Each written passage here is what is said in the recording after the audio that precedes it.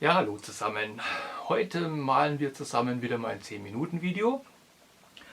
Und zwar mit einem Farbenset von Daler & Rowney. Ich habe es selber gekauft, ich habe es nicht irgendwie geschenkt gekriegt. Ich mache keine Werbung für die, sondern ich habe es einfach mal ausprobiert und ich fand das so gut, dass ich dieses Farbenset hergenommen habe, um damit das Probierset auf meiner Webseite zusammenzustellen. Das ist halt vor allen Dingen für Einsteiger, die sich noch nicht so ganz sicher sind, ob sie wirklich Acrylmalerei machen wollen. Und ich zeige euch heute, was ihr mit diesen Farben von Daler & Rowney malen könnt. Und zwar am Beispiel dieser kleinen Melonenscheibe. So, auf geht's! Nehmt eure Pinsel, nehmt eure Farben und dann fangen wir zusammen an. Bis gleich, tschüss! Ja, das sind jetzt 5 Farben plus Weiß, Umbra gebrannt, Smaragdgrün, Ultramarin, Cadmiumrot, Cadmiumgelb und logischerweise Titanweiß. An Pinsel habe ich jetzt eine wilde Mischung, sind alles Pitello-Pinsel, das wisst ihr ja mittlerweile, dass ich jetzt mittlerweile nur noch die verwende. Und das ist halt ein breiter Flachpinsel, ein Rundpinsel, ein Borstenpinsel und ein Katzenzungenpinsel für die Rundungen und einen kleinen Detailpinsel für die Melonenkerne. So, für den Hintergrund, also ihr seht, das ist ein alter Malkarton, den ich jetzt hier verwende. Da habe ich zu wenig Weiß gehabt, das abzudecken, dann lassen wir das gleich und ich werde hier einfach anfangen, das ein bisschen bläulich den Hintergrund gestalten. Ich finde, das passt auch ganz gut zum Motiv.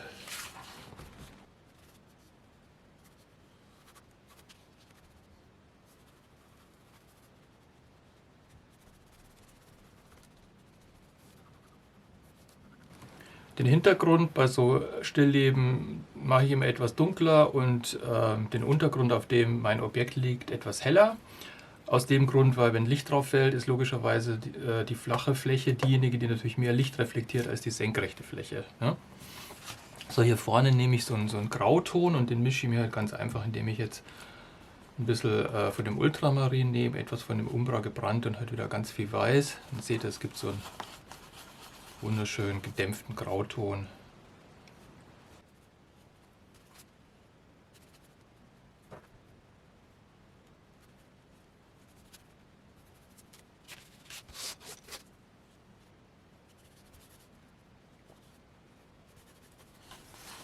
So, das Fruchtfleisch mache ich mit dem puren Rot. Hat fast die perfekte Farbe.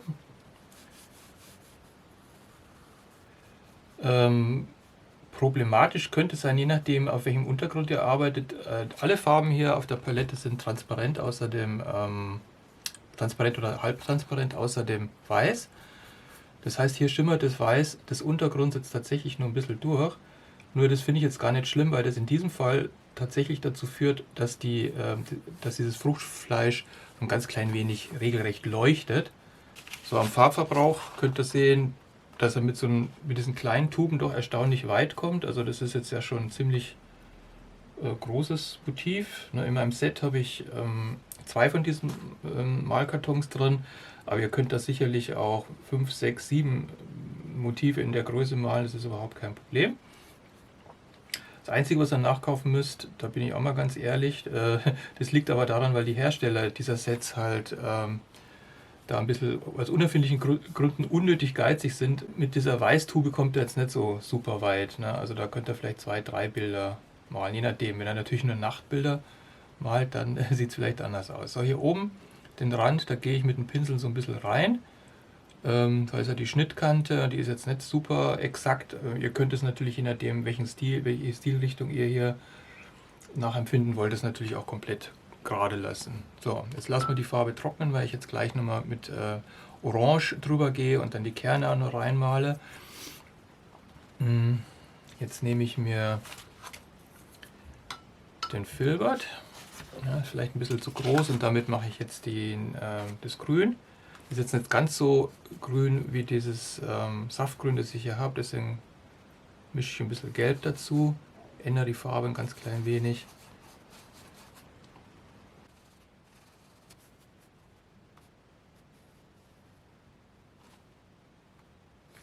So, in dem Fall ist das Durchschimmern des Weißes natürlich jetzt nicht so ideal, aber da können wir gleich nachher in einem zweiten Schritt nochmal drüber gehen und dann verschwindet das.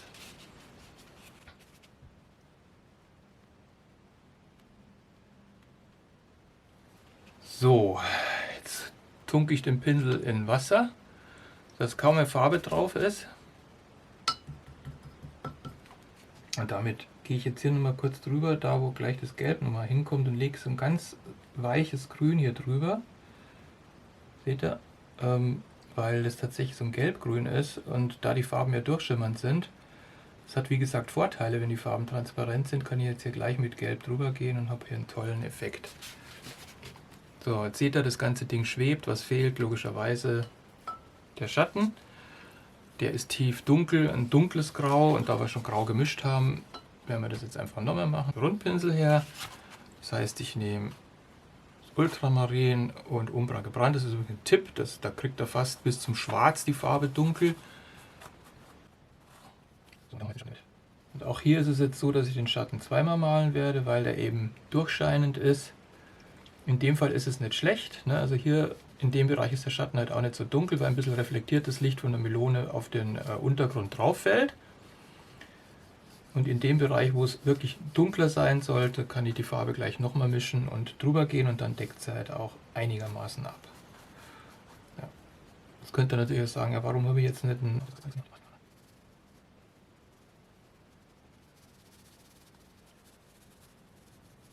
Ihr seht, dass ich die Farbe jetzt hier in das Grün ein bisschen reingezogen habe. Es schimmert noch durch das Grün. Gleichzeitig habe ich das Dunkel vom Schatten und es ist einfach hervorragend. Ne? So, wenn ich den Pinsel wieder eintauche und mit der restlichen Farbe, die drauf ist, die Ränder bearbeite, dann kriege ich tatsächlich so einen fließenden Übergang von dem Schatten. Fließend im wahrsten Sinne des Wortes, weil die Farbe ja so flüssig ist. Und das lassen wir jetzt erstmal. Und jetzt begebe ich mich hier an den Rand dran, weil die Farbe hier innen immer noch nicht trocken ist, und werde jetzt Gelb drüber legen. Und da das Gelb natürlich viel zu hell ist, helle ich das mit Weiß auf. Gleichzeitig kriege ich mit dem Weiß natürlich auch eine viel höhere Deckung.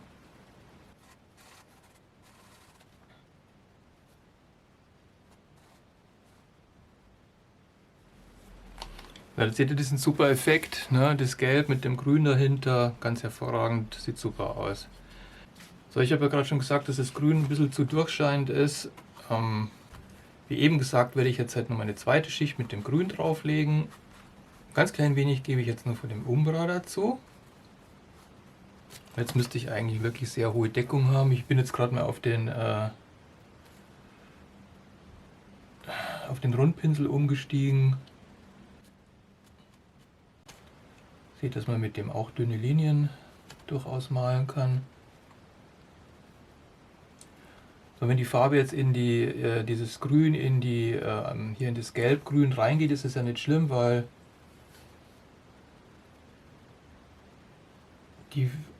dieser Rand ja nicht wie mit einem Messer geschnitten ist, sondern die Schichten wirklich, wenn ihr euch das mal genau anschaut, so ein bisschen ineinander übergehen. Da tupfe ich das jetzt mal ein bisschen. So, jetzt haben wir eine super Deckung, ne? Hervorragend, ganz toll. So, und damit sind wir eigentlich schon fast am Ende. Jetzt fehlen nur noch die Kerne und diese orangenen und hellen Flecken, die wir hier drin haben. Für die Kerne, wenig überraschend, nehme ich halt wieder mein Umbra. Gebe ein bisschen was von dem Blau dabei und habe dann sofort die passende Farbe.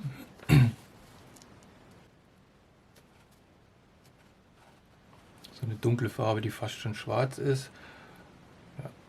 Und gut, was ich jetzt mache, ist natürlich nicht mehr so ganz realistisch. Die meisten Wassermelonen haben mittlerweile nicht mehr so viele Kerne.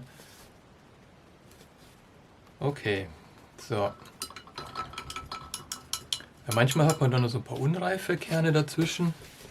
Und jetzt geht jetzt so ein bisschen über die 10 Minuten Malerei wieder hinaus. Das wisst ihr ja. Also für die, die das zum ersten Mal sehen, 10 Minuten ist so lang brauche ich alleine, ohne viel erklären. Und manchmal fällt man wie jetzt, dann fallen mir da so Sachen ein, die ich halt ergänze. Das ist natürlich logisch, wenn es länger dauert. Also da mische ich mir einfach ein Orange aus Gelb und Rot. Und da kann ich jetzt hier noch so ein paar reifende Kernchen ergänzen. Und den Rest, diese Fasern, dieses Faserige, was hier noch innen drin ist, das mache ich gerne mit einem kaputten alten Borstenpinsel. Da habe ich noch einen da. Der ist wirklich völlig hinüber, den habe ich bestimmt schon 10 Jahre lang. So, ich mische mir jetzt nochmal so ein Orange. Hell das mit Weiß ein bisschen auf. So, seht, dass der Pinsel jetzt total spreizt. Und dann ist es ja so, dass diese Fasern alle in die Mitte der Melone zulaufen, wie so ein Netzwerk. Und das imitiere ich jetzt einfach, indem ich den Pinsel halt genauso laufen lasse. Ich schiebe den zum Teil auch. Dann haben wir hier im Außenbezirk noch solche Bereiche, wo diese Fasern zu erkennen sind. Und wir haben hier um die Kerne herum, haben wir das auch noch, hier oben habe ich auch noch was. Das heißt, ich gebe mir hier gar nicht die Mühe, jetzt jede einzelne von diesen Fasern zu malen, sondern ich deute das nur an und das reicht fürs Auge.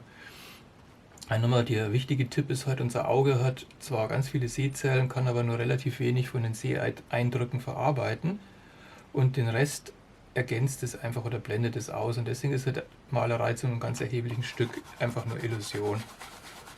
Und man muss halt nur wissen, wie kriege ich die Illusion halt am besten hin. Also ihr seht, dass man auch mit so kleinen Tuben und wenig Farben in relativ schneller Zeit hier tolle Motive hinkriegt. Ich hoffe, dass das für euch eine kleine Anregung ist, mal wieder was Neues auszuprobieren. Dabei wünsche ich euch wie immer viel Spaß und wir sehen uns beim nächsten Video. Bis dahin, macht's gut, tschüss.